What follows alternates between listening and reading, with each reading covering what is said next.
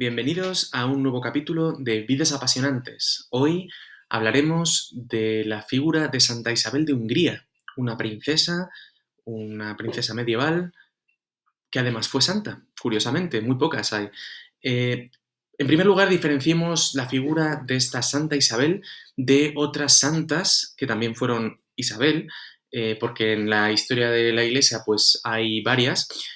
Tenemos a Santa Isabel, por ejemplo, la tía de Jesús, la hermana de María, madre de San Juan el Bautista.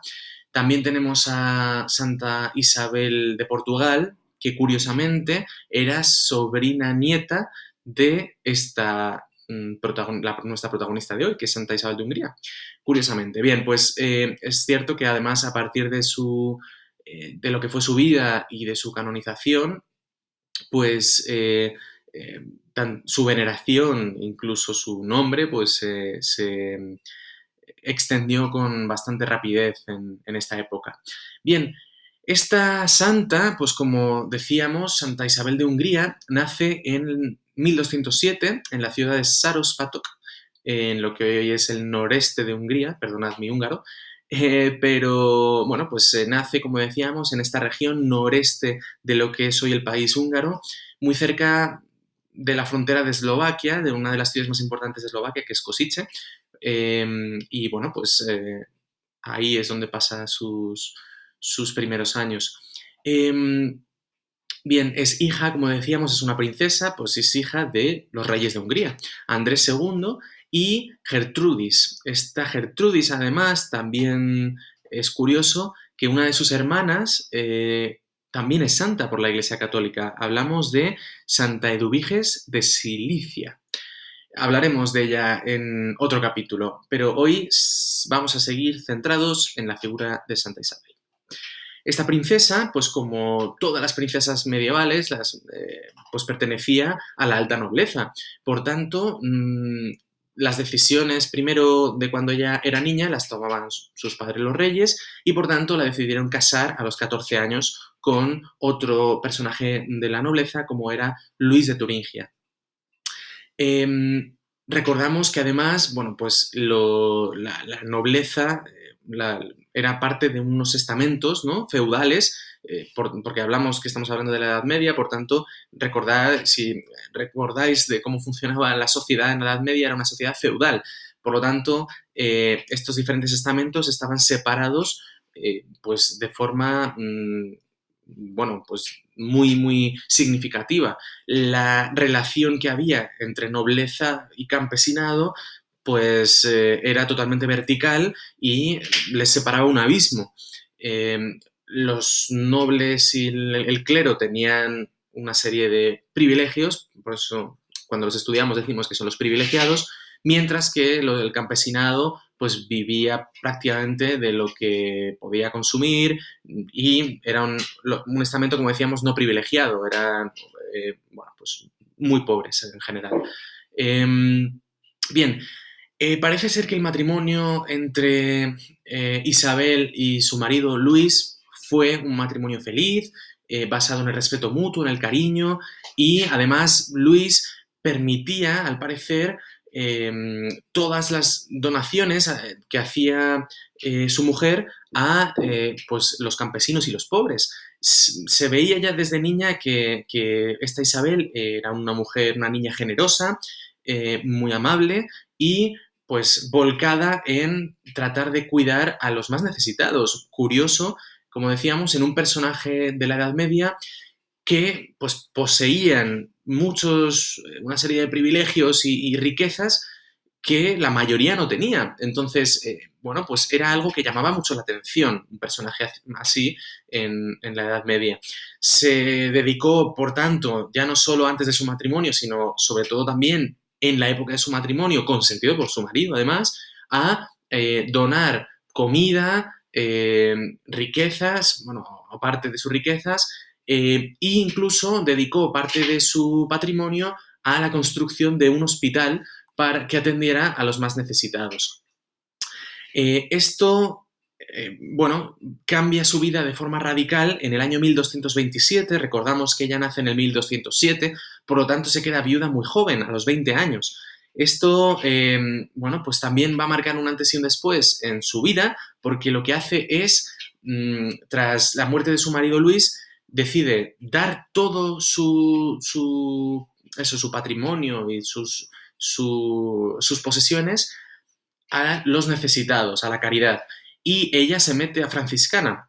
Y lo que hace es, recordemos además que, bueno, es prácticamente contemporánea el final de la vida de San Francisco de Asís, que acaba de fundar la orden, San Antonio de Padua, del cual ya hemos hablado también en otro capítulo, también franciscano, vive en la misma época, y, bueno, pues Santa Isabel, o Isabel en este momento todavía no es santa, eh, como decíamos, se mete a franciscana, dona todos sus bienes y se dedica en cuerpo y alma a cuidar a los más necesitados, y sobre todo a tratar de que los que van a su hospital bueno, pues para esos cuidados médicos tengan acceso a pues, unos cuidados y a las medicinas que puedan tratarles, ¿de acuerdo? Eh, Incluso llega a trabajar en la tierra, o sea, fijaos, estamos hablando de una princesa medieval, o sea, es algo impensable, ¿no? Trabajar la tierra y cultivar y vender todo eso que estaba cultivando para donarlo a los usuarios del hospital, ¿no? Increíble.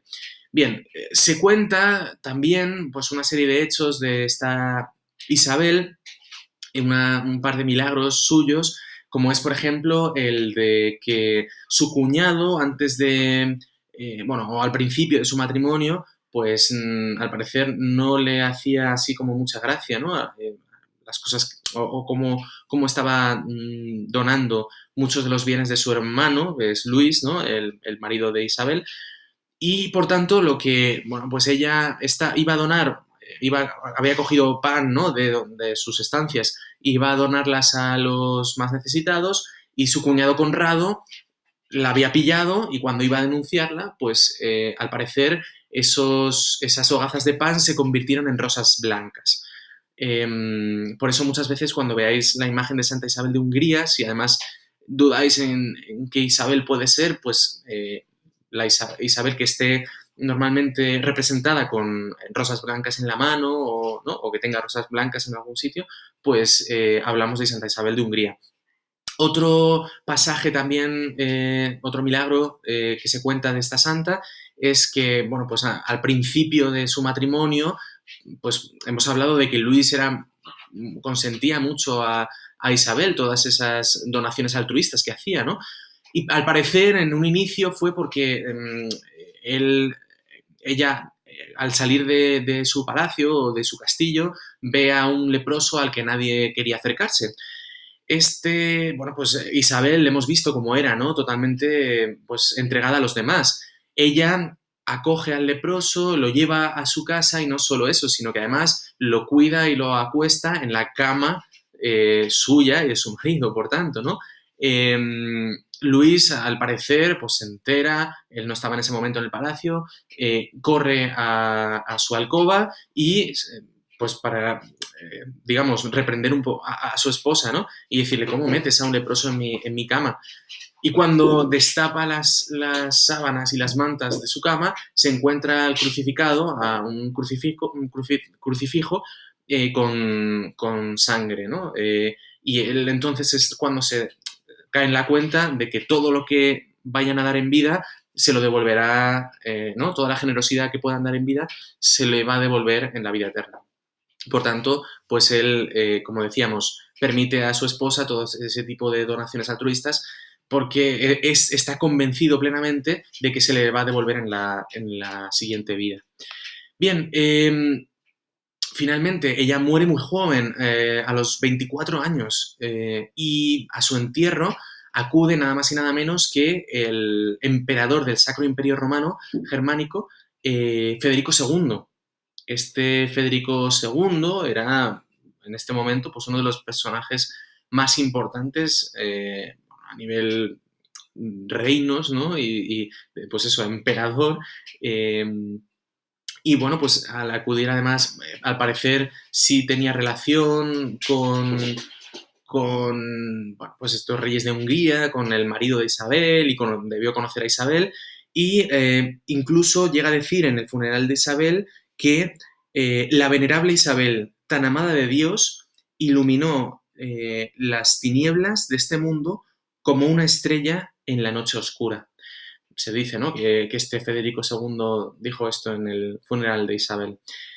Bien, es cierto que enseguida, pues Isabel tiene mucha repercusión por eso, se empieza a contar, ¿no?, y a contar a lo largo de toda Europa todas las acciones que hizo esta mujer, su muerte bastante joven.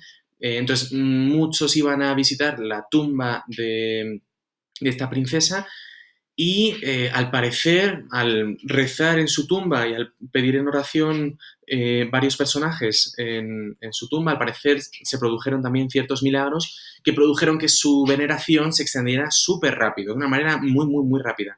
Y bueno, también supongo que el conocimiento que tenía el emperador, de ella, el emperador, ¿no?